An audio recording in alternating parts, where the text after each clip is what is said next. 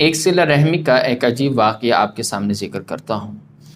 ایک مرتبہ جناب نبی کریم صلی اللہ علیہ وسلم نے خیرات کرنے کا حکم دیا اور فرمایا کہ جو کچھ تمہارے پاس ہے اس میں سے تم خراج کرو، اگر اور کچھ نہ ہو تو جو تمہارے پاس زیور ہیں عورتوں کو فرمایا کہ آپ ان میں سے خراج کر سکتی ہو۔ تو حضرت زینب رضی اللہ تعالیٰ عنہ نے یہ حکم سن کر اپنے خامند حضرت عبداللہ بن مسعود رضی اللہ تعالیٰ عنہ سے کہا کہ تم جا کر رسول اللہ صلی اللہ علیہ وسلم سے پوچھو کہ اگر کچھ حرج نہ ہو تو جو کچھ مجھے خیرات کرنا ہے میں تم کو دے دوں، مطلب اپنے خامند عبداللہ بن مسعود کو دے دوں کہ تم بھی تو محتاج ہو۔ حضرت عبداللہ بن مسعود رضی اللہ تعالیٰ نے فرمایا کہ میں نہیں پوچھتا، جا کے تم جا کر خود پوچھ لو۔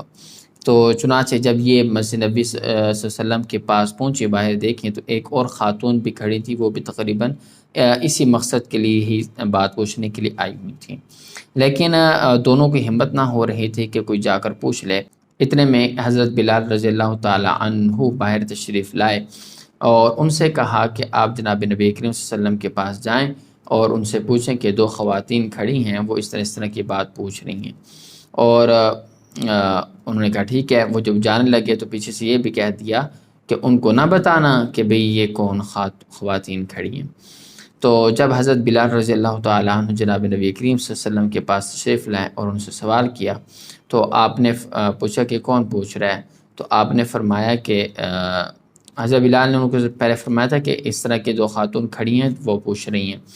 تو پھر جب حضرت بلال رضی اللہ تعالیٰ عنہ بتا دیا، پھر آپ صلی اللہ علیہ وسلم نے ان سے بعد میں پوچھا کہ کون سے خواتین ہیں؟ تو پھر حضرت بلال رضی اللہ تعالیٰ عنہ نے فرمایا کہ ایک قبیلہ بنو نصار کی ہیں۔ تو آپ نے یہی فرمایا کہ ایک قبیلہ انصاری کی بیوی ہیں اور دوسری فرمایا کہ وہ زینب ہیں۔ تو حضور نے فرمایا کہ کون سی زینب؟ تو انہوں نے فرمایا جیسے کہ وہ حضرت عبداللہ بن مسعود رضی اللہ تعالیٰ عنہ کی بیوی۔ تو پھر جناب نبی کریم صلی اللہ علیہ وسلم نے ان کو یہ جواب دیا کہ آپ جا کر ان سے یہ کہہ دیجئے کہ اللہ تعالیٰ آپ کو دگنا ثواب عطا فرمائیں گے۔